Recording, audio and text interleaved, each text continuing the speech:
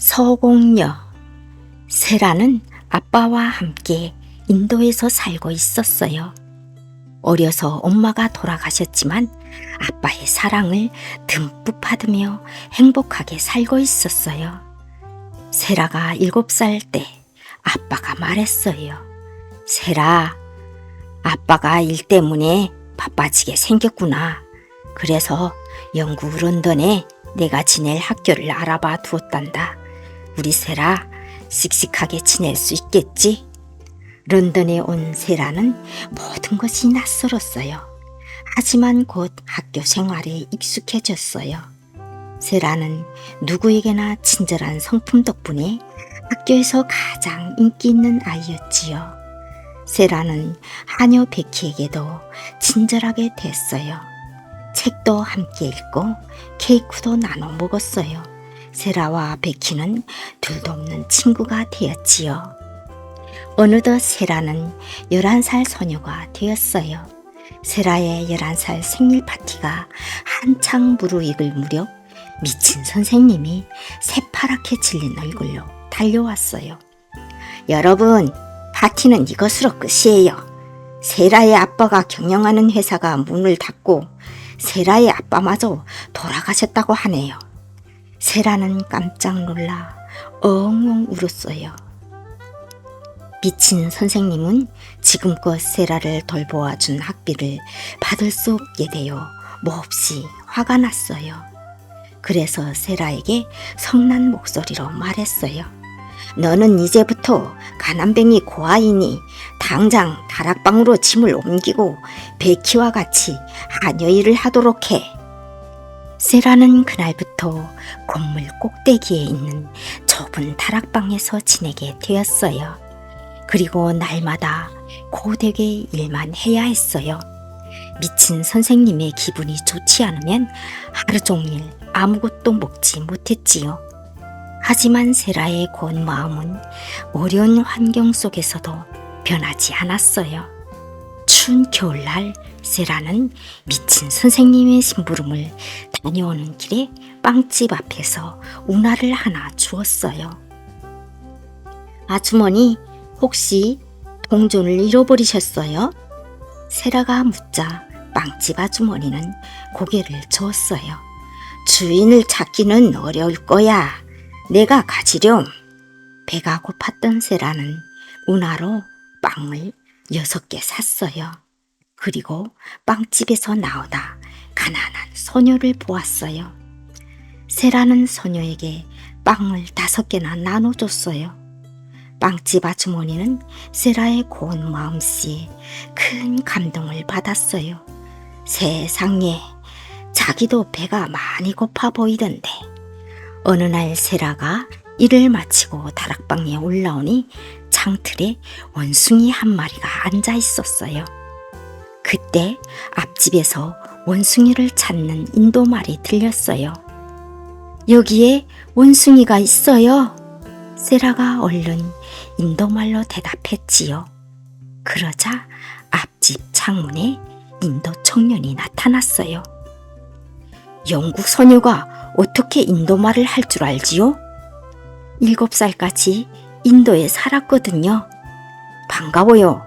저의 주인님도 인도에서 오셨답니다.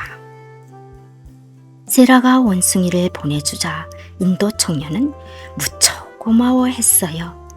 그날 이후 세라의 다락방에는 이상한 일이 일어났어요.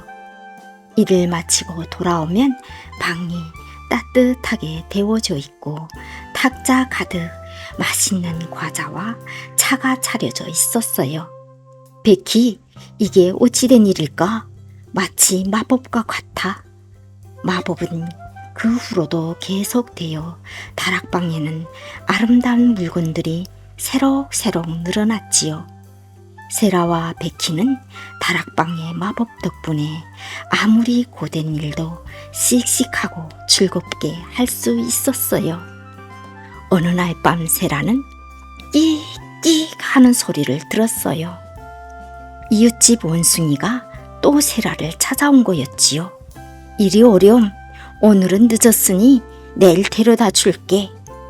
다음날 세라는 원숭이를 데려다 주러 이웃집에 갔다가 인도 청년의 주인과 인사를 하게 되었어요. 인도에서 자랐다지? 혹시 내 이름이 뭐니? 세라라고 합니다. 인도 청년의 주인은 벌떡 일어나 세라의 손을 잡고 눈물을 펑펑 흘렸어요. 세라야, 이제야 널 찾았구나. 이웃집에 마음씨 고운 소녀가 있다고 해서 선물을 보냈는데 그 아이가 바로 세라 너였다니. 이웃집 신사는 세라의 아빠가 돌아가실 때 세라에게 남긴 재산을 보관하고 있었어요. 세라는 아빠의 유산을 받아 다시 부자가 되었어요. 미친 선생님은 이 사실을 알고 발을 동동 굴렀어요. 하지만 세라의 마음을 돌리기에는 이미 늦었어요. 세라는 베키와 함께 다락방을 떠나 새로운 학교로 향했답니다. 닐스의 이상한 여행. 스웨덴의 어느 아름다운 시골 마을에 닐스라는 소년이 살고 있었어요. 닐스는 날마다 동물들을 괴롭히는 말썽쟁이였어요. 닐스의 부모님은 그런 아들이 늘 걱정이었지요. 어느 날 집에 혼자 있던 닐스는 심심해졌어요. 그래서 방 안을 어슬렁대다 나무 상자 안에서 작은 요정을 보게 되었어요. 닐스는 장난기가 발동하여 잠자리 채 요정을 가두고서 휘휘 돌렸어요. 그만해! 어서 날 풀어줘! 요정이 외쳤지만 닐스는 들은 채도 하지 않고 더 신나게 잠자리 채를 돌렸어요. 그러다 닐스는 갑자기 정신을 잃고 말았어요. 잠시 뒤에 정신을 차린 닐스는 깜짝 놀랐어요. 의자가 내 키보다 커졌네. 어찌 된 일이지? 닐스는 곧 자신이 작아진 것을 알게 되었어요. 화가 난 요정이 닐스에게 말굽을 걸었기 때문이지요. 닐스는 울면서 밖으로 나왔어요. 요정을 찾아 원래 모습으로 돌아가야 해. 꽥꽥. 닐스 좀 봐. 우리보다 더 작아졌잖아. 네.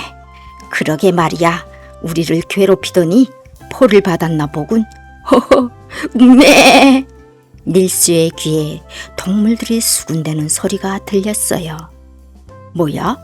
내가 동물의 말을 알아듣게 되었나 봐. 동물들은 그동안 자신을 괴롭히던 닐스를 몰아붙이며 위협하기 시작했어요. 그만해! 닐스는 동물들을 피해 달아났어요. 그때 하늘에서 기러기 떼가 날아왔어요. 기러기들이 앞마당의 거위들을 보고 외쳤어요.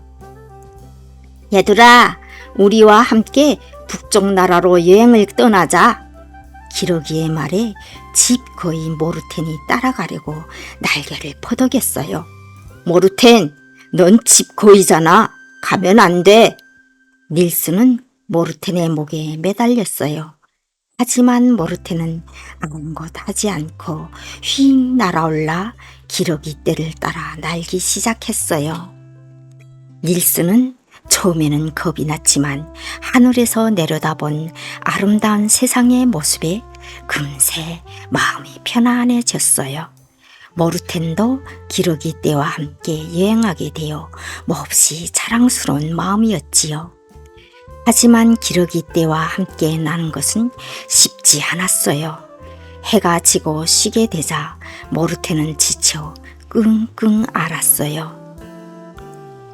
닐스는 모르텐에게 물을 먹이며 돌봐주었지요.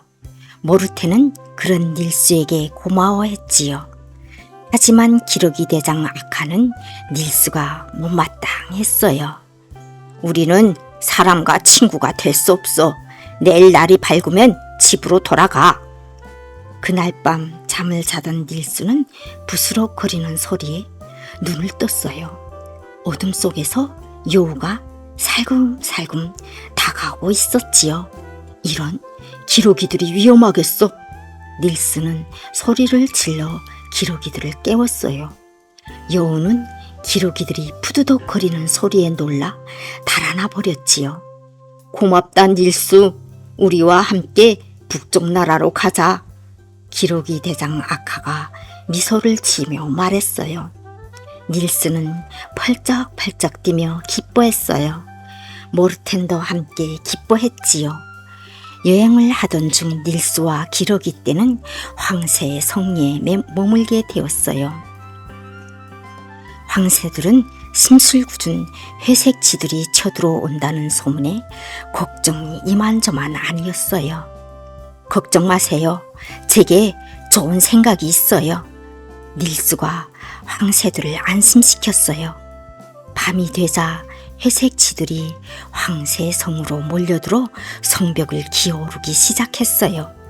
곧 성 안은 회색 쥐들이 세상이 되었지요. 그때 어디선가 뿔피리 소리가 들렸어요. 바로 닐스가 부는 피리 소리였지요. 그러자 회색 쥐들이 무엇인가에 홀린 듯 피리 소리를 따라가기 시작했어요. 닐스는 회색 쥐들의 앞장서 걸으며 성을 나와 들판을 지나고 언덕을 넘었어요. 마침내 넓은 강을 만나자 황새에게 올라타서 계속 피리를 불었지요. 닐스를 따라오던 회색 쥐들은 물속으로 텀벙텀벙 뛰어들어 죽고 말았어요. 황새들은 닐스에게 고마워하며 황새의 성에서 편히 지내게 해주었어요.